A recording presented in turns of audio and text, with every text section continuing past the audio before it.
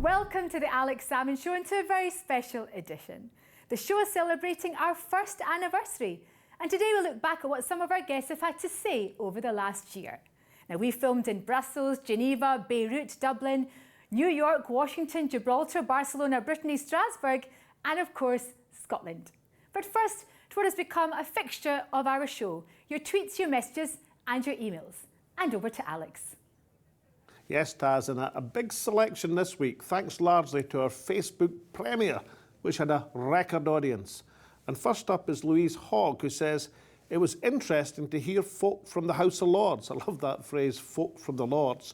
Still not sure if enough MPs are willing to block and reverse Brexit, though. And Maureen Hollinsworth on the same issue says, very informative show once again, Alec and Tasmina. As usual, I was up with a lark this morning to watch. It's always the highlight of my week. Thank you, Maureen. But John Connolly warns, given the UK is due to leave the EU on March the 29th, 2019, then any constitutional wrangling before the judges would have to occur quickly in the new year.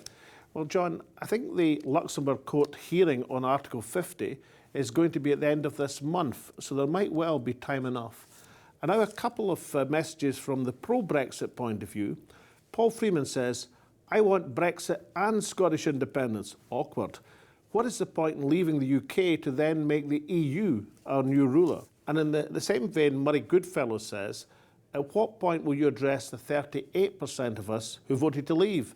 In a group of 5 people, that's 3 who voted Remain, 2 for Brexit. It's not the landslide you keep talking about. And what Murray's saying there is about the vote in Scotland, which was overwhelmingly for Remain, but wasn't a landslide, as Murray points out. And finally, Ian Leckenby says, would be cracking if Mr. Salmond was here on the Facebook live chat to engage with his audience directly. That's a great suggestion, Ian. We'll certainly take you up on that. And now, as Tasmina said, this is our first anniversary. So let's take a look at what we promised you last year when we launched the show. Join me every Thursday on the Alex Salmond Show, when I'll be speaking to guests on the world of politics, sport, business, and show business. I'll see you then.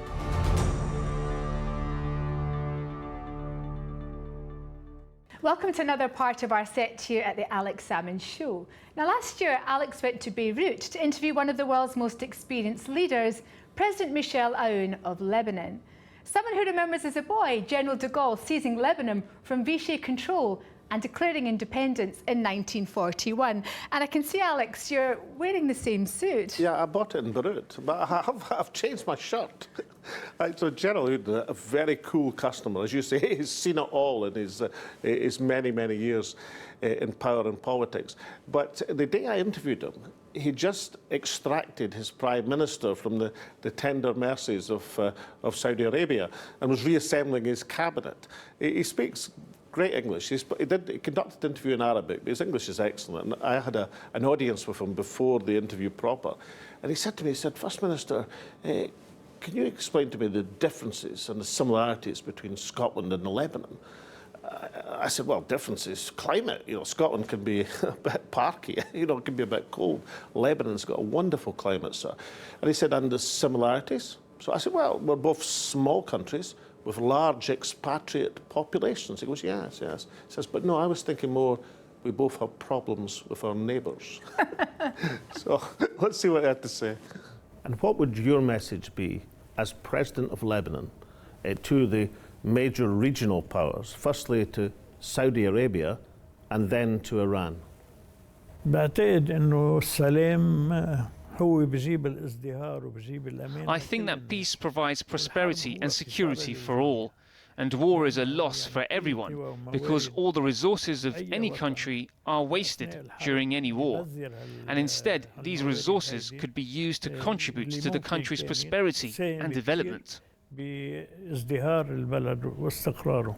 Of course, Tasmina herself was involved in a bit of a cloak and dagger operation, not in Beirut, but in Brussels, within the circumstances where we were trying to get an interview with Carles Puigdemont, the leader of Catalonia. What What happened? Well, it was a bit Bond-esque, wasn't it? We were told that we had to get to Brussels with a camera crew and we'd receive a call at 1 o'clock Brussels time. So there we were in the middle of Brussels, not quite knowing what was going to happen next. But at 1 o'clock, the call came. I was then told to download an app that would give me further instructions. So I downloaded that app to my telephone. An encrypted app? Well, I've no idea. It possibly was, of course, because his security was of paramount importance to everybody involved. Then I was to download a further app, which would give me instructions, and eventually that came through with an address as to where we were to travel, and we had to hire a minibus because it was outside of Brussels to get there as soon as we possibly can. And we turned up at this large sort of polo club type venue. Which I remember this. The place was full of delegates, business delegates at a conference, and many of them were Spanish.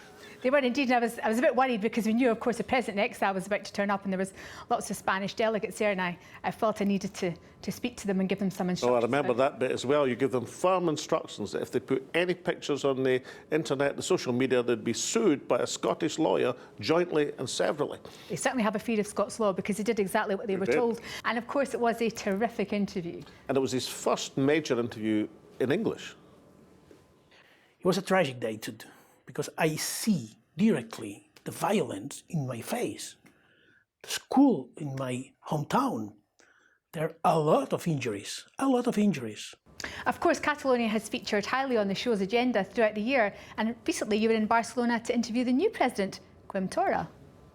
Now, you're the new president, but there's also a new prime minister in Spain, Senor Sanchez. Mm-hmm. Does that open up the possibility of dialogue, which clearly hasn't been there over the past few years? Yeah, exactly. I had a meeting with Mr. Sanchez. So for the first time in many years, we had the opportunity to sit together around the same table and to talk about everything. This is a good starting point. We agreed that this is a political issue that should be solved politically. Now there's starting this dialogue between Catalonia and Spain. But now we should see facts from the Spanish government, and we will be there. We will be there to talk about everything. Yes, the fascinating politics of Catalonia has been a strong theme in the show. And one of our other features has been Ireland. Important in itself, of course, but also because Irish politicians realised much earlier than British ones of the central position that Ireland would play in Britain's Brexit drama. Back in the spring in Dublin, they were laying out the issues in no uncertain terms. My worry is, of course, that some of the paramilitaries, the smaller operations, have not gone away. They do not enjoy public support, but give them a cause. And that cause could be a camera on a border. It could be a mobile patrol on a border. Because here's the thing. We now enjoy a completely open and free border. After Brexit, whatever we get will be less than that. You were the Taoiseach who negotiated from the Irish side the Good Friday Agreement. How much of a risk is the Brexit process to that crucial agreement that brought peace to Ireland? The whole idea was to try and make the island of Ireland one economic unit so that we could move freely without any restrictions, without any regulations whatever. The trade was through a frictionless border, which meant, because now there's so many arguments, but at the time it was a border that was free of any security, free of any checks, free of any passport or regulatory controls of any kind. Then we've had 15 years plus of an island that was developing and an island that had economic links and was working perfectly. And unfortunately, Brexit in so many ways undermines that. I think the Tories have played a very dangerous game. No way can Ireland, or should Ireland, or will Ireland be the collateral damage in the midst of all of that. Now, Brexit has, of course, dominated all of the headlines over the past year, and politicians have had plenty to say about it on this show. It is an issue which splits politics and political parties right down the middle. Yeah, these two clips, the first two clips, illustrate this. I mean, Alistair Campbell, somebody I've disagreed with on just about everything, but not necessarily on Brexit. And then Kate Hoey, a woman politician I've admired for many years, I've agreed with on just about everything except on Brexit. How I long for Mrs May to stand up and make a speech like this. I voted Remain, but on becoming Prime Minister, I felt duty-bound to deliver the result, to leave. I have tried. But having looked at it every which way, I've concluded it cannot be done without massive damage to our economy, our public services and our standing in the world.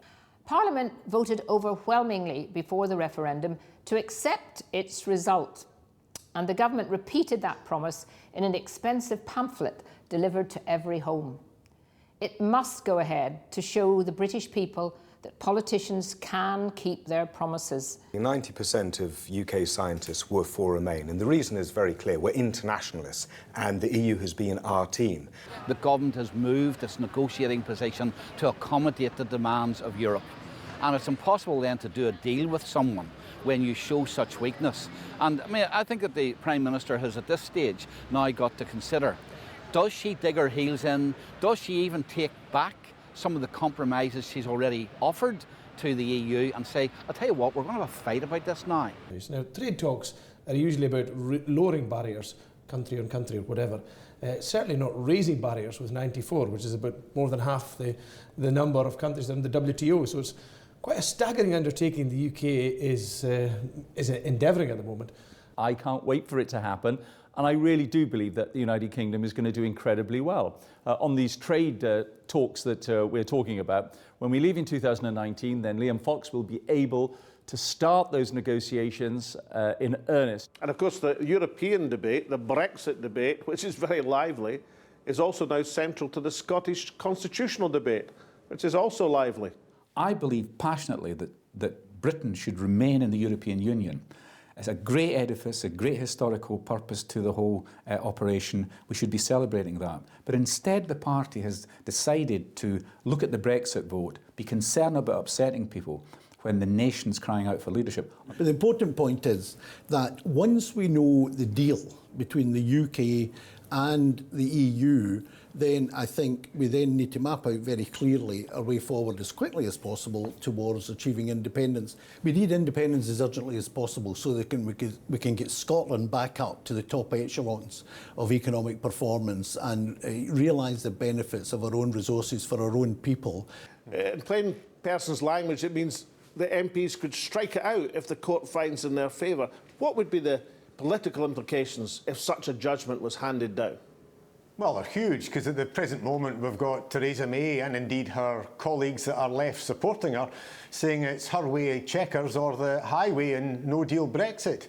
This would show that there's an alternative, which is that you could strike both of them down and you could seek to withdraw Article 50 if the court agree with that.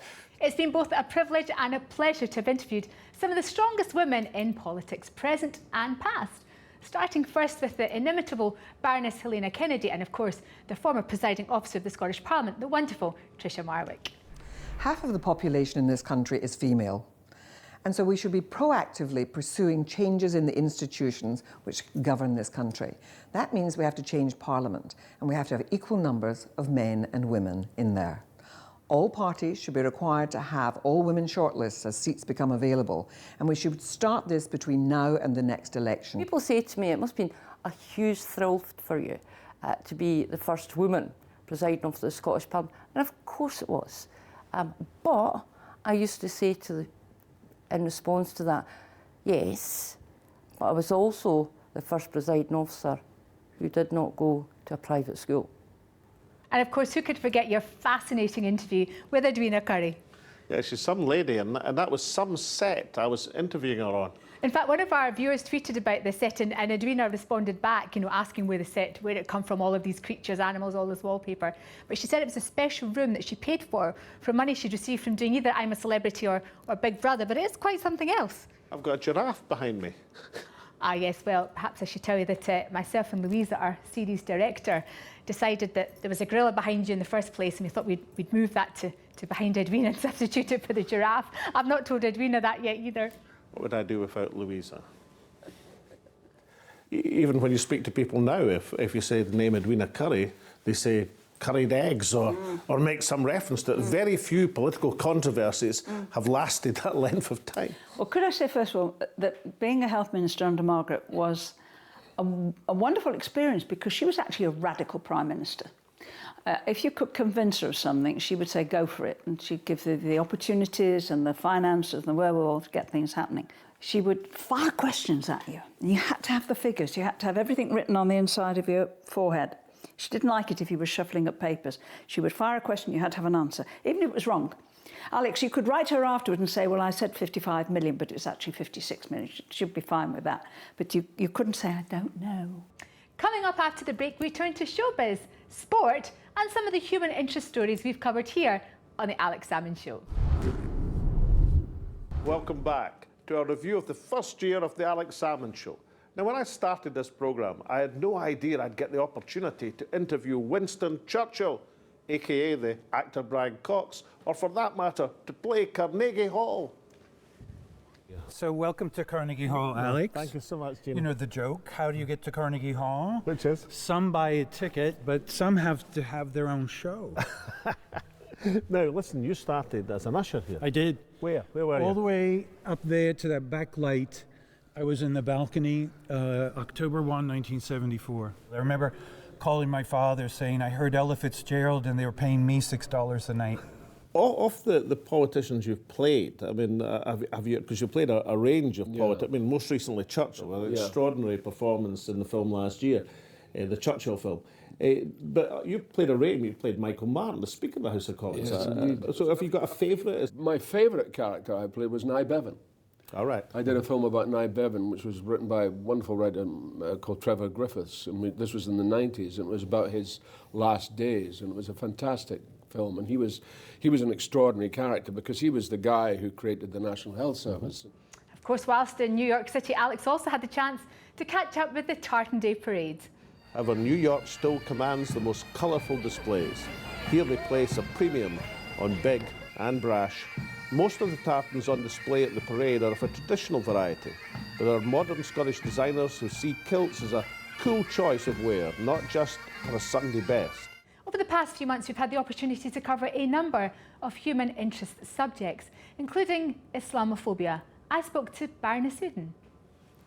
There is this feeling, this almost incumbent upon Muslim women just to keep going. Yes. But it doesn't mean to say it's difficult. Don't you have moments when you wonder why you're doing all of this, why you feel like you're fighting the world, sometimes to no avail? I can't wait for my granddaughter, who's 2, her generations to be frustrated as I am today with a country, essentially as a Muslim woman. I think Britain, you will know this, you've traveled like I have to so many parts of the world.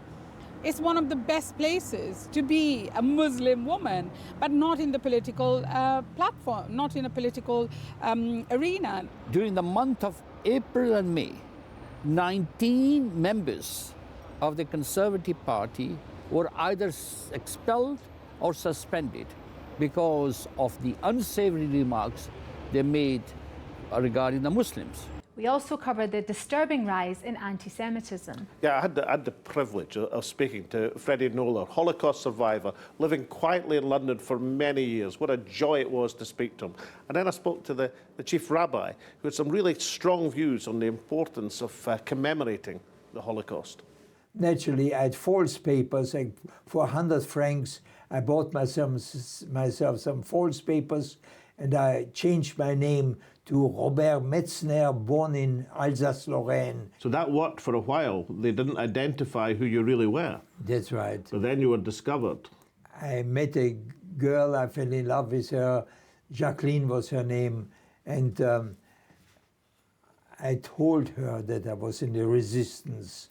But one day when we had fight between each other, she went to the Germans and told them that Freddie Nola, that Robert Metzner is not from Alsace-Lorraine, but he's working for the resistance.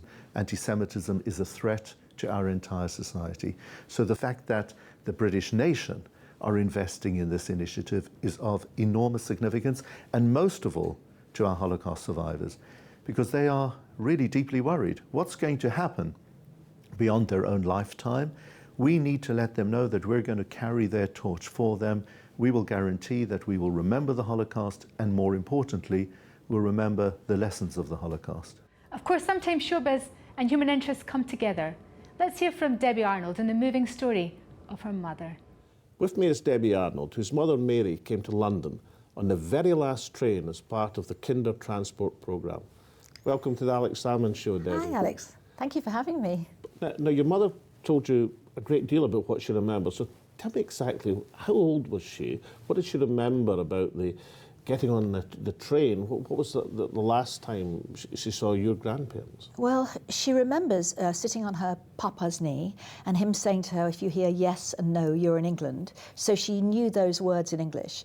Then she said that she remembered going to the station and she was really excited to go and see a train in a station. And she was with Mama and Papa. And this was from Vienna? This was from Vienna. She was holding her mother and father's hand, and her auntie was there as well, and she was skipping towards the train. Loads of people at the station. Then she turned around and her mother had gone, her father had gone, and she was holding hands with her auntie. And she was looking around for Mama and Papa, bearing in mind she was this high. And then the next thing she knew, she was pushed on the train and turned around and her auntie was gone. One of the great aspects of featuring popular campaigns is that you meet people at the sharp end of great projects, insights which can change your mind, certainly changed my mind a bit about HS2. This is what people near Euston Station think of HS2. I don't quite understand why it's such a wonderful thing, given that it doesn't seem to reduce journey times that much or dramatically, and it will be, I mean, it will certainly price ordinary travellers off its trains. Well, it's not coming to Liverpool, which is very nice, I suppose, really. Can't go everywhere, but I think Liverpool's quite an important network around the northwest. And where we live is about to become the biggest construction site in Europe. So to give you an idea of what we face, we've been told by HS2 that in order to develop the line, they're going to have to remove 3.5 million tonnes of spoil, and that will mean hundreds of thousands of HGVs, heavy goods vehicles, coming in to and out of Camden. Some of our most favourite moments, of course, have been with sports personalities and legends such as Doddy Weir. Well, Doddy Weir, I got an opportunity to interview him at Murrayfield Stadium, and he's an absolute delight because battling a crippling illness. And this weekend, that'll be acknowledged in front of tens of thousands of people when Wales play Scotland in Cardiff. I think Scotland will win that one. But I've always taken the bad or the negative side of things. So when the rugby, I always thought when the team got announced I was going to get dropped. So if I was dropped, I was expecting it, so it wouldn't be a shock. If I was in the team, I was quite delighted. I'm back in, I'm still You didn't get dropped too often, did you? 61 caps. Now and again I did, and the reason behind that, and the same was the attitude for MND. I had an idea that this is what it was, and everything propelled to that, what it was. So when I got told it was, okay, right, what do we do now? It was a ticket that someone has given me. So let's get on and just try and see if we can try and get something sorted. Because Doddy Weir's a rugby legend, and a motor racing legend is Sir Jackie Stewart. I interviewed Jackie in Switzerland, and the thing that Doddy and Jackie have in common is that they're both engaged in huge campaigns. In the case of Sir Jackie Stewart, it's the race against dementia, which has afflicted his wife, Helen. You've had some success in awareness of dyslexia, much, much more still to be done, but some success. Now you've taken on perhaps the biggest battle of all, the race against dementia. Tell me why that's become one of your personal priorities. About 4 years ago, Helen went to the Mayo Clinic in Rochester, Minnesota, in the United States, and got identified as having dementia. Dementia has no cure currently and has no preventive medicine to stop people from having dementia. Helen's short-term memory now is very, very weak. Sometimes she doesn't know whether she's in Switzerland or England. It's a terrible disease for many people. What a terrible cost it is to a family. And speaking of legends, here's the wonderful Judy Murray at our Christmas show in Edinburgh. It's the woman wholly responsible for 2 Wimbledon champions. I mean, I would never have imagined when I started out as a volunteer coach at Dunblane Tennis Club when my kids were in nappies, and I did it to get out the house, and I traded tennis sessions for childcare because we had no money. Don't judge me. So you know, the parents of the kids that I worked with, they had to look after the boys in the clubhouse while I did the coaching, and it just kind of snowballed from there slowly. But I never would have imagined we'd all end up doing what we're currently doing, not in a month of Sundays. And of course, our Christmas show allowed us to have some seasonal fun with the very Reverend I Am Jolly. I did win the life and work competition to the World Cup in Russia next year. A weekend in Vladivostok and £200 spending money, or 6 rubles. 6 rubles to the pound, I inquired. No, after Brexit, 6 is your lot.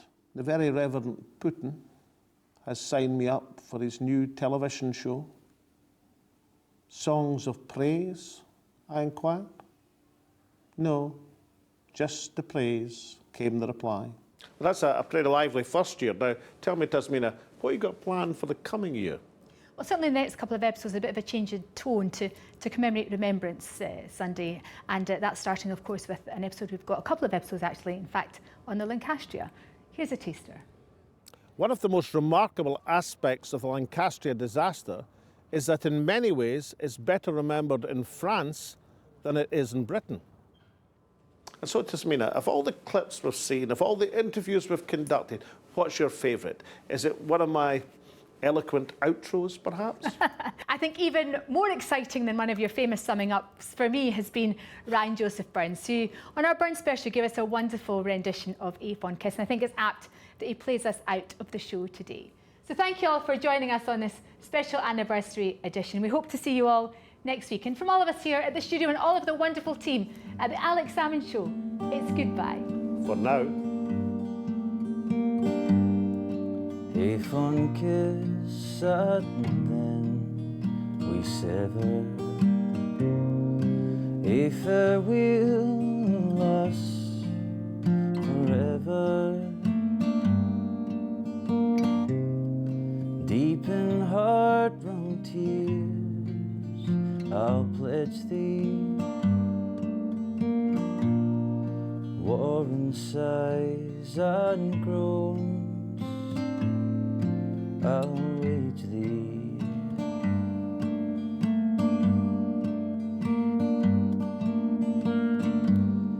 And who shall say that fortune grieves him